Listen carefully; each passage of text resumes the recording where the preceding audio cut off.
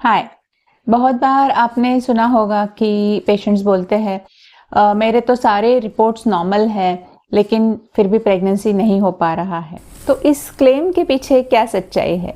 अगर सारे reports normal है तो क्यों प्रॉब्लम आ रहा है? तो क्यों कंसीव नहीं कर पा रहे हैं? तो क्या ये सारे रिपोर्ट्स नॉर्मल है, ये सच में होता है क्या? तो इसी के बारे में इस वीडियो में मैं आज बात करने वाली हूँ। नमस्ते, मेरा नाम डॉक्टर मंजुश्री कोठेकर है। मैं एक फर्टिलिटी और आईवीएफ स्पेशलिस्ट हूँ और मैं as a senior IVF consultant practice करती हूँ नवी मुंबई में और मुंबई में। तो जब भी मेरे पास कोई कपल आता है जो प्रेगनेंसी के लिए ट्राई कर रहे हैं और प्रेगनेंसी नहीं हो पा रहा है, तो उनको हम क्या क्या टेस्ट एडवाइस करते हैं ये पहले समझ लेते हैं। तो प्रेगनेंसी होने के लिए बेसिकली 4 चीज़ें लगती है: एग, स्पर्म, यूट्रस और ट्यूब्स। फीमेल की ओवरीज में से हर मंथ में एक एग रिलीज होता है जो ट्यूब में चला जाता है, ओवुलेशन होता है, और अगर वो एक 24 आवर के विंडो में फर्टिलाइज हो पाया स्पर्म से तो एम्ब्रियो बनता है जो ट्यूब में बनेगा और फिर वो यूट्रस में आ जाएगा, उसका ग्रोथ होगा और यूट्रस में आके वो इम्प्लांट होगा। इस तरह से नॉर्मली प्रेगनेंसी रुकता है। तो हम उनका पहले डिटेल में हिस्ट्री लेते हैं, कपल का मेडिकल हिस्ट्री, कोई ऑपरेशन हुआ है क्या, सर्जिकल हिस्ट्री, कोई फैमिली हिस्ट्री। उसके बाद उनके साइकिल्स रेगुलर है क्या, मेंसेस रेगुलर आते हैं क्या। अगर मेंसेस रेगुलर आते हैं तो नॉर्मली हर महीना ओवुलेशन उनका हो रहा है, ये हम उसके हिसाब से बता सकते हैं।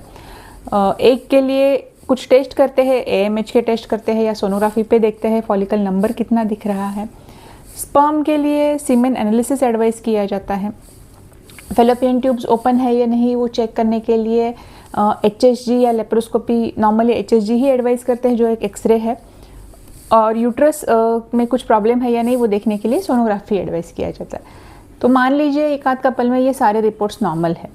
पहले तो ये कि जब पेशेंट्स ये बताते हैं कि ये सारे रिपोर्ट्स नॉर्मल है तो मैनी अ टाइम्स उनमें कुछ प्रॉब्लम होता है जो उनको बताया नहीं गया होता है। जैसे सीमेन रिपोर्ट में स्पर्म का काउंट अच्छा होता है लेकिन मोटिलिटी कम होता है, फास्ट स्पर्म उसमें 0% होते हैं, लेकिन उनको बताया गया होता है या उनका इंटरप्रिटेशन ऐसा होता है कि मेरा रिपोर्ट वो नॉर्मल है, लेकिन एक्चुअली वो इशू है। या कभी कभी कोई पेशेंट्स होते हैं जिनके फेलोपियन ट्यूब्स बंद होते हैं लेकिन वो चेक ही नहीं किया गया होता है, तो उनको पता ही नहीं होता है कि वो प्रॉब्लम है और वो समझते हैं कि मेरे सब रिपोर्ट्स नॉर्मल है। तो लेकिन उनको भी अगर हम छोड़ देंगे, एक आध कपल है जहाँ पे ये सारे रिपोर्ट्स प्रॉपरली किए गए हुए हैं और प्रॉपरली उनका इंटरप्रिटेशन भी किया गया हुआ है और ये रिपोर्ट्स नॉर्मल है, जैसे कि एएमएच नॉर्मल है, स्पर्म एनालिसिस नॉर्मल है, यूट्रस नॉर्मल है और दोनों ट्यूब्स ओपन है, साइकिल्स रेगुलर है, फिर भी प्रेगनेंसी नहीं हो पा रहा है, तो ऐसे पेशेंट्स में क्या हम बोल सकते हैं कि सब कुछ नॉर्मल है फिर भी प्रेगनेंसी नहीं हो पा रहा है? एक बहुत ही ऑब्वियस चीज़ है यहाँ पे कि प्रेगनेंसी नहीं हो रहा है उनका, वो नेचुरली ट्राई कर रहे हैं, फिर भी 1 ईयर हो गया फिर भी प्रेगनेंसी नहीं हो पा रहा, मतलब डेफिनेटली कुछ ना कुछ रीज़न है।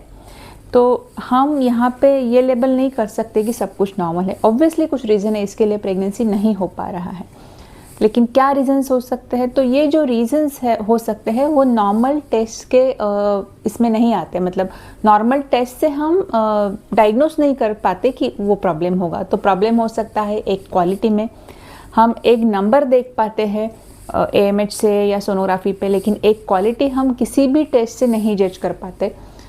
वो एज से लिंक्ड होता है, लेकिन कभी कभी यंग एज के पेशेंट में भी एक क्वालिटी ख़राब हम देखते हैं।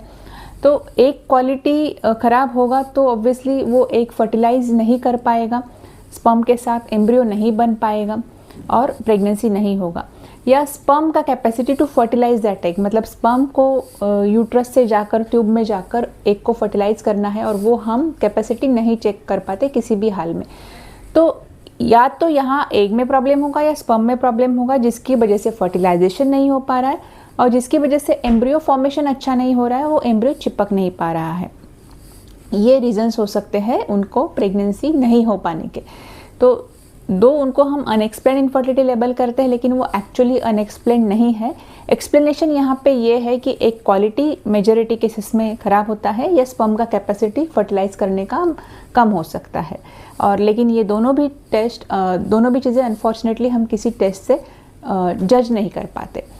तो आज के लिए इतना ही। अगर और कुछ डाउट्स है इस बारे में तो आप नीचे कमेंट्स में पूछ सकते हो। नेक्स्ट वीडियो आपको कौन से टॉपिक पे चाहिए वो भी कमेंट में बताइएगा। और अभी तक आपने मेरे चैनल को लाइक नहीं किया है तो don't delay it, push the subscribe button now.